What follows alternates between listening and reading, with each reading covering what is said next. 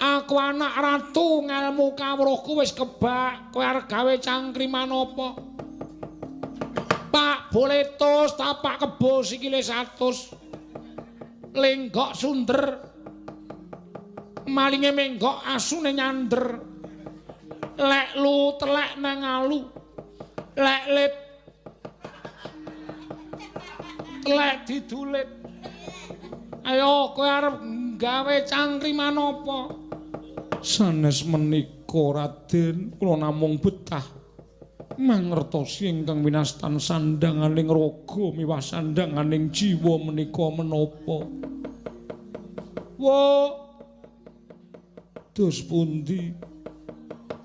Sandanganing raga ki ya bathik karo kathok sing larang nganggo gelang nganggo kalung sarwa mas inten mutiara kuwi sandanganing raga. Wong sing sandangane apik penganggone sarwa becik kuwi mesti kajen keringan kuwi sandanganing raga. Yen sandanganing jiwa kuwi ya kuwi apa ya? Ah wis ngono ngawur wae wis ngono ngawur wae ora mbok menawa bener. Aku mbiyen tak awur ya bijine 6 ya nyatane ya munggah. Wis diawur wae diawur. Sandanganing jiwa kuwi wujud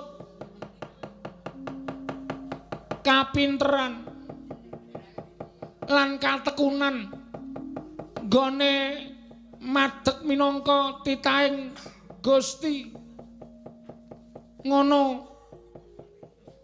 ya meng kaya ngono. Wis meng kuwi bener apa salah Asmarawati? Mboten wonten ingkang cocok kaliyan menapa ingkang kula kajengaken Raden. Edan. Lah terus inggih kados menapa ing sampun dados sayembara sinten ingkang mboten saged mbatang cangkriman kula.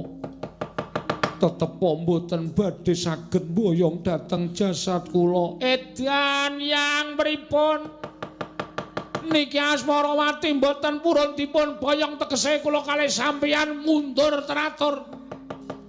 Wangsul teng negara Ngastina gagal meneh pencangkanipun Lesmana yang mati kula.